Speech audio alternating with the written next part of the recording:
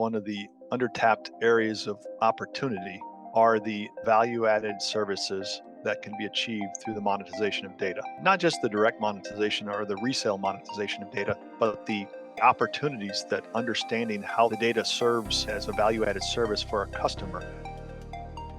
Welcome to Technovation. I'm your host, Peter High. My guest today is Todd Kackley. Todd's the Chief Information Officer of Textron, a 100-year-old industrial conglomerate that leverages a global network of aircraft, defense, industrial, and finance businesses to provide customers with innovative solutions, earning in excess of $13 billion in annual revenue.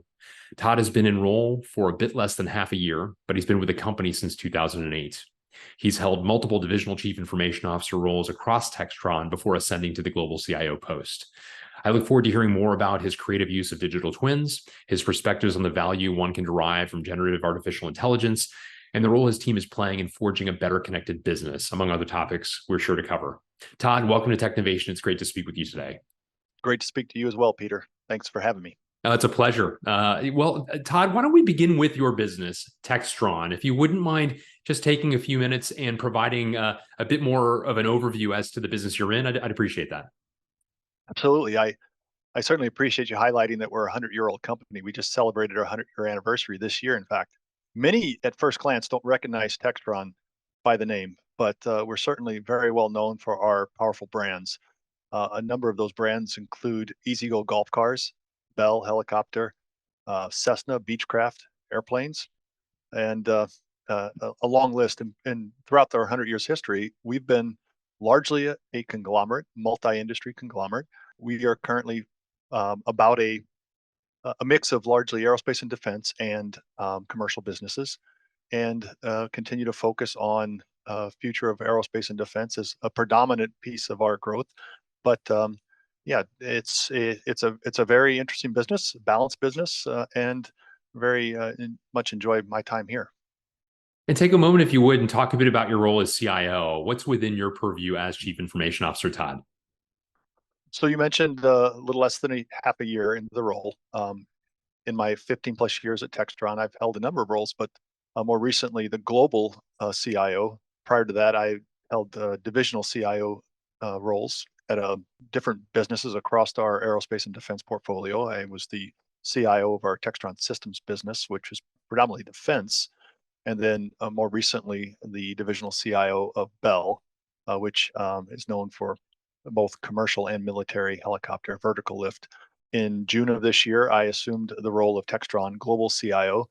And in this role, I lead the Information Management Council, which is comprised of all of our divisional CIOs. I lead the strategy for IT. I support the enterprise vision relative to the goals and objectives of IT, and represent the function at our senior leader level of the organization as well. And it's as an enterprise global CIO, I have the entire role and responsibility of all of the function of information technology roll up to me, my responsibility here. So new and exciting, a little different than a divisional CIO. It's a mix of both supporting enterprise leverage and some of the shared services functionality here, and also providing a lot of the guidance and leadership to our IT strategies and talent strategies across IT at our business units as well. Yeah, great overview.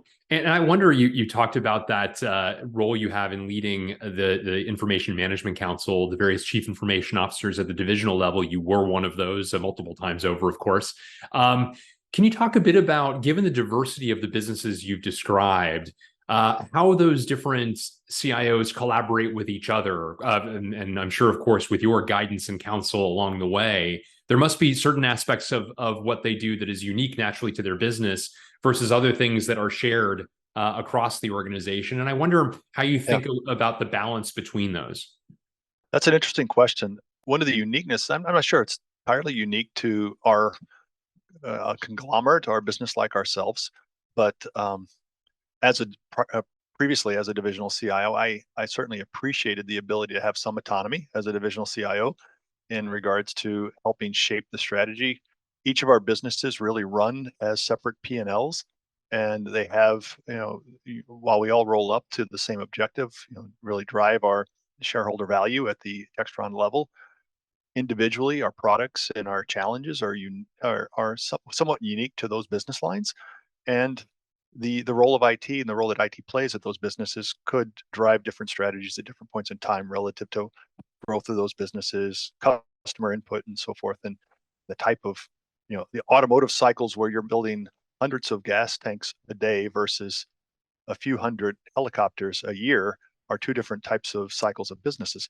But the Information Management Council certainly seeks to leverage our shared resources, shared infrastructure, shared policy, shared goals and objectives at the higher level of IT. And some of those are really focused on growing our business, operating with excellence, living secure and succeeding with our people.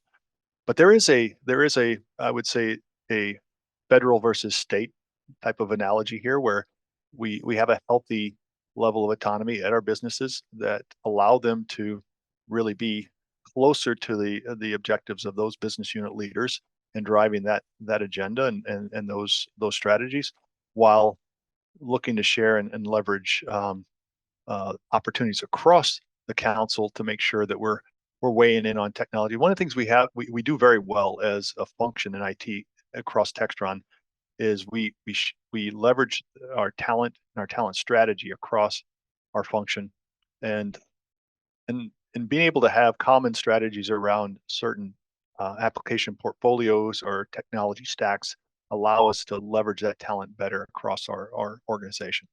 And having been a divisional chief information officer, Todd, talk a bit about the advantages of now being at your current perch, having held the roles that at least partially it sounds like report through to you, having gotten to know the business at that level before ascending to your current post. Can you reflect on that a bit? Yeah, it's interesting. My career actually started in the corporate IT here in the same kind of corporate office that I'm in today, in a different capacity, more around a center of excellence or a center of expertise. So I've had this experience working in the corporate capacity, supporting all of our businesses. Having that experience going into the business, I have an appreciation for some of the unique challenges we have leveraging and sharing our talent at the enterprise level, and also satisfying um, the demands and all the priorities that we need to be able to be successful at the business unit level. And I think what I've sought to do in the last 4+ months on the job here now is to not necessarily come in. We had a lot of good cadence around prior leadership relative to our governance model and how we want to operate as a council and how we operate effectively to leverage the enterprise and to allow the businesses to work autonomously, not necessarily come in and immediately look to do something disruptive, but to look at where we can do what we can do to collaborate and continue to seek common leverage. One of the areas that we're really working very closely as a information management council right now is emerging technologies like generative AI, and having the opportunity for us to stand back and say, let's not try to solve that problem 5 different ways. Let's solve that problem once at the enterprise level.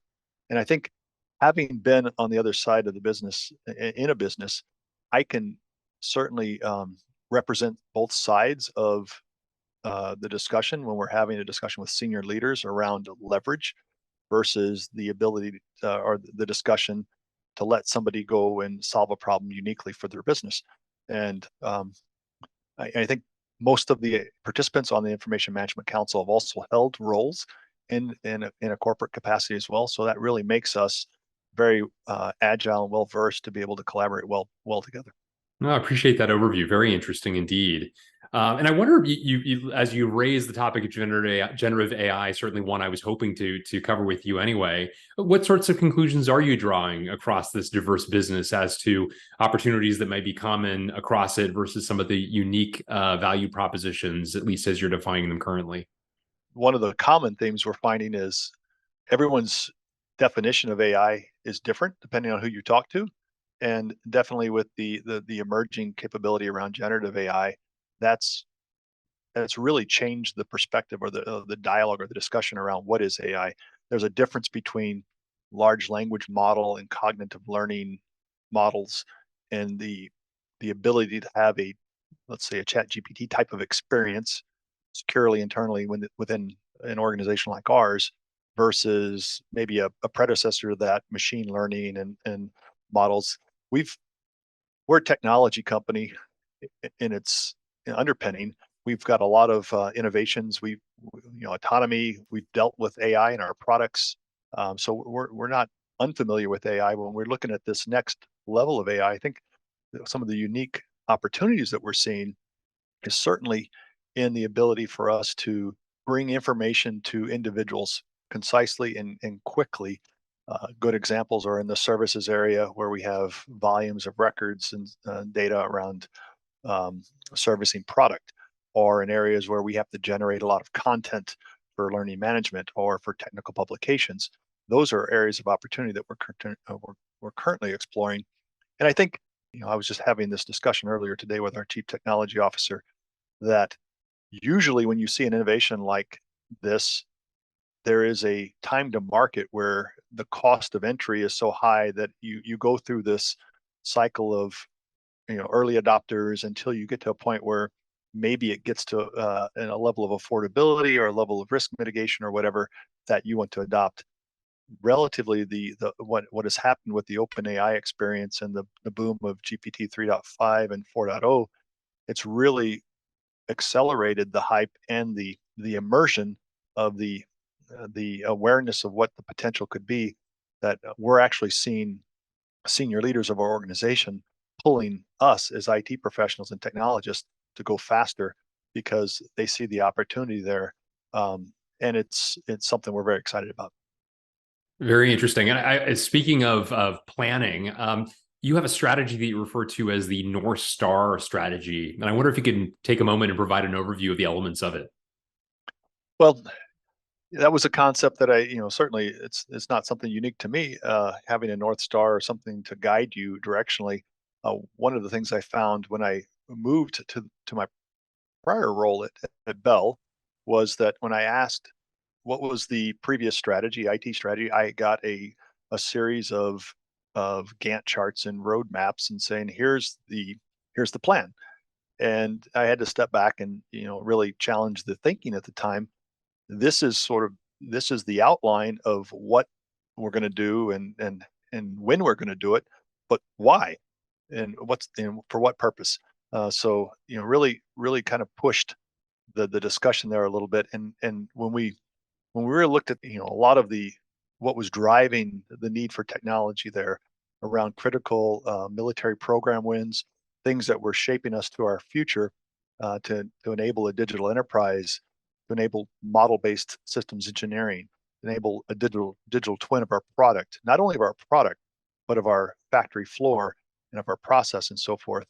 Um, and the fact that I continue to push the discussion around not just selling an aircraft, but selling an experience, a value added set of services around that, whether it's a golf car or an aircraft.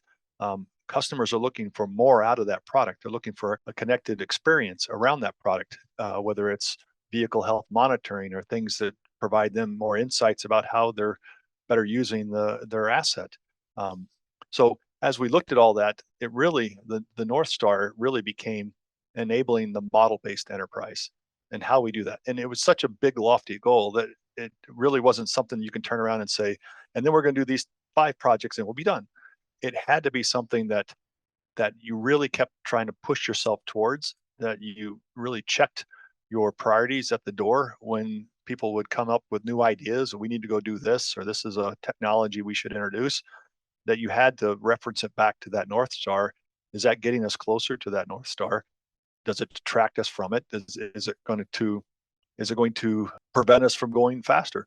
And so those were kind of the directional, big notional goals and objectives that we set at Bell. As we look to do that here at the enterprise as well, I know like I said earlier at the beginning, each of our businesses have their unique strategies and challenges. But I think as an IT organization, when we talk about the future of IT, and we talk about things like providing a more shift left user experience where we have users that have less reliance on a help desk and more reliance on tools like the generative AI to help them with their daily questions. or are shaping, the genie's out of the bottle right now with this generative AI. So now the challenge is, for folks like myself and technology leaders, is how do we shape the future of our organizations to work and coexist and and leverage the capability, and well beyond my time in this role. Fascinating. And I'd love to go a little bit deeper into one of the topics, or at least one of the topics that you covered, the factory of the future and the digital twin of the factory of the future, the ways in which you're thinking about the creative use of digital twins. You talked about product, factory floor, and processes. Can you talk a little bit Yeah. about bringing that to life and the advantages of doing so? There's a lot of opportunity in the life cycle management of a product to have that physical and virtual world sort of emulate itself, and to constantly provide feedback to each other throughout a life cycle. So whether that's in the design engineering, where you see a lot of simulation around design engineering to mitigate risk, to accelerate design life cycles, and largely to get through mitigating also the cost of a design life cycle by simulating things that you wouldn't necessarily have to do in a physical world if you have the right models, the right simulation algorithms, and so forth. And take that further to design for manufacturability, understanding how your factory flow, assembly, pre-assembly, final assembly flows should flow through your factory, including ultimately understanding what each of your machines are doing in that connected floor, and having a virtual version of that that's informed by your actual process takt time, and take that even through the sustainment life cycle. So there are a lot of folks that provide sort of a vision for model-based systems engineering, and you can get into this really big, it's almost unexplainable or unachievable, but I think it's very, very realistic to have this virtual and physical world of your product, and to be able to provide that informing feedback throughout that and simulate every life cycle state of that product. And you've also spoken in our past conversations about the sanctity of the connected customer, connected products, connected business. Talk a bit more about how that's brought to life. What are some of the important ingredients in order to bring that to life? This is an area that I'm very passionate about, and I certainly think that one of the undertapped areas of opportunity are the value added services that can be achieved through the monetization of data, and not just the direct monetization or the resale monetization of data, but the the opportunities that understanding how that data of your product, um, or how the the data serves as a value added service for our customer, our user of that product. The some good examples, if you take some of our golf car experiences. EasyGo is a very well known brand. If you're a golfer and you happen to go to a golf course and you sit and ride in the EasyGo experience, and you have the GPS monitor that kind of shows you the course layout, and connects you to a broader experience in your own as a player on the course, and maybe connecting to your handicap and your app and everything, and connecting your Bluetooth device. And but as an owner operator of that fleet at the golf course, that's also informing them on how effective the battery life is performing, and how effective are those assets being used on the golf course. Do they need fewer assets? Do they need more assets? Are they maximizing the life cycle of their asset as well? So, and then, as us as an OEM of that particular golf car, it's informing us on life expectancy of battery, and warranty configurations, and better engineering opportunities, and so forth, and understanding what are our customers looking for in an experience. So I certainly think that, you know today we see it a lot in our connected, almost connected everything environment, that even my refrigerator at home is telling me, things that I normally would have never gotten out of a refrigerator. And it's just the sky's the limit, I think, when it comes to opportunities to drive. So when it comes to, the broader strategy, when I looked at it, for example, um, the whole connected customer, connected product, connected business, it goes back to that concept of a model based enterprise.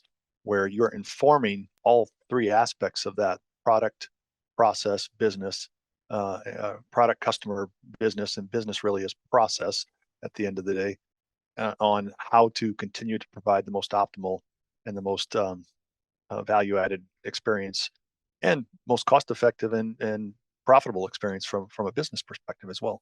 I wanted to also ask you, as somebody who's recently seen your way through from being noted as a successor to the Global Chief Information Officer, and then in fact ascended to the post, the role that succession planning plays at Textron. Again, yours is an interesting experience, which I take to be not unique at all in terms of leaders grown through the organization, experience leavened across the various businesses before taking on global or corporate roles like the one that you have. Talk a bit about how the talent development and succession planning is managed at a company like Textron, please. Very good question. And succession planning, talent management across the Textron organization is something that's it's a very intentional process that we spend a lot of time on as leaders. It's you know, we expect as leaders at least once or twice a year to have a talent management review with our senior leaders. We do it at a function level, we do it at a business line level, and I just finished one last week, in fact, to talk about filling the void of the talent succession pipeline after my ascension into this role and the domino effects that it created in building future CIOs, not only at our divisional level but at the enterprise level. And so that's a very intentional exercise that we do that's really focused on the entire life of talent through our process. It really starts with our having a very strong internship that brings in the early career professionals or college students to build them build their exposure to our organization, pass them on to the early career opportunities, and then develop them from within and promote from within to build the future leaders with a deep focus on succession planning, with a deep focus on understanding strengths and weaknesses. My experience at Textron, I actually joined Textron as a program manager and never at that time had considered CIO as a career opportunity. I had another aspect of our talent management, strong mentorship. I had a strong mentor that gave me some feedback that thought that I had the potential, but also recognized that there were some experiences that I need to have. So my moves across Textron were very intentional to build the experiences that I needed to have this role. And it's something that we spend a lot of time thinking about. We spend a lot of time, sometimes even having those conversations with people to move into an area of less comfort for them to build some of the skills that they need to be able to be prepared for roles like this in the future.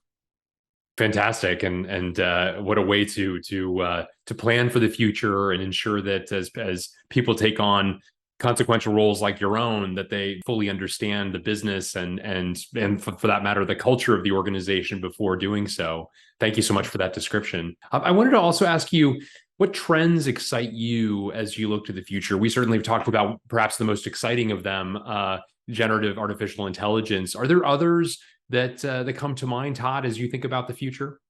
You're certainly hitting one right now that's exciting me a lot.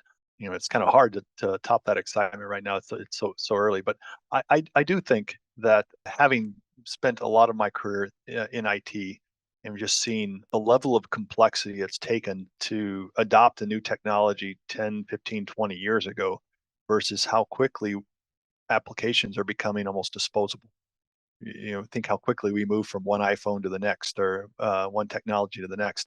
It's both interesting and quite frankly a little daunting to think about how a user expectation is almost at the point where they expect more of a composable type of or disposable type of application experience, where I'm done with this, I'm ready to move on to the next one. Whether that's a trend or not, I think it's definitely a direction that we need to start thinking about.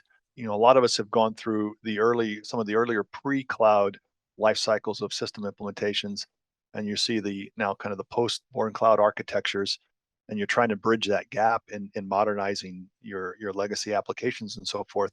There's this challenge that fundamentally it's a redo. It's not necessarily a straight path upgrade.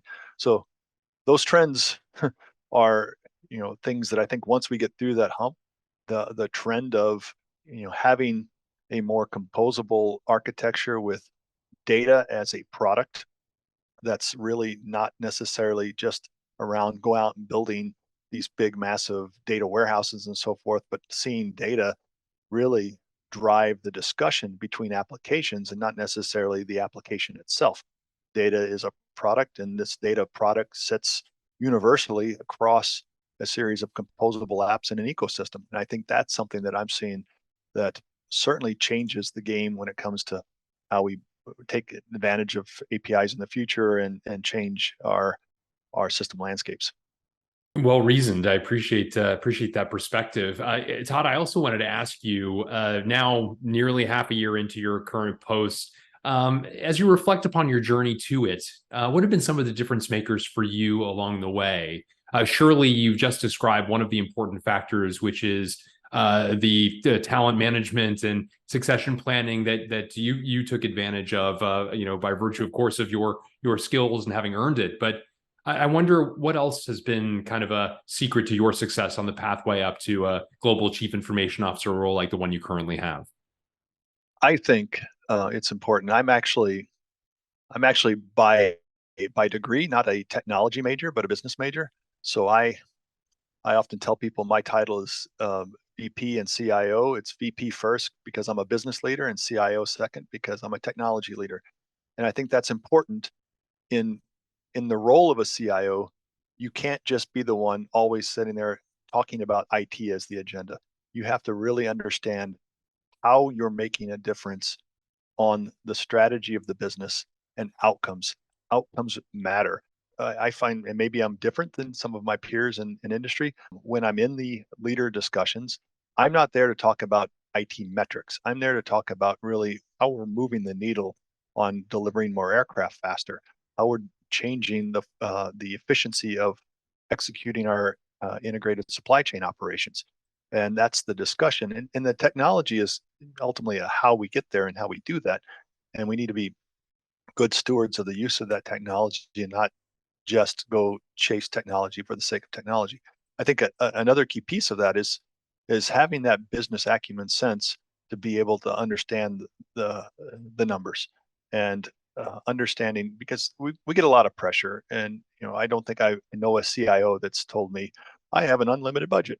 And I think all of us are subject to cost pressure and so forth. But it's really a value discussion that we need to be having, and continue to drive that level of discussion around the opportunities. It is a good time to be a CIO right now. I often tell friends, and they ask about, what do I like about the role? It's a great time to be a CIO, because I think most organizations realize that technology is now a key enabler, and it's growing. And certainly part of that success is being able to not necessarily just focus on technology for the sake of technology, but really having a business mind around how we execute and operate technology and challenge certain norms as well. Well, that's really emblematic of the increasing level of prominence of the technology organization to rightfully stand beside all other business functions. And I can certainly understand why that business background has served you so well, Todd. Thank you for that reflection. And thank you, Todd Kackley, more generally speaking, for a dynamic conversation reflective of what sounds like a very interesting period in your career, and some very interesting areas in which you and the team are focused to continue to digitize the business and find new pathways to value with technology. Really appreciate the terrific conversation. I enjoyed it as well. Thank you for the time.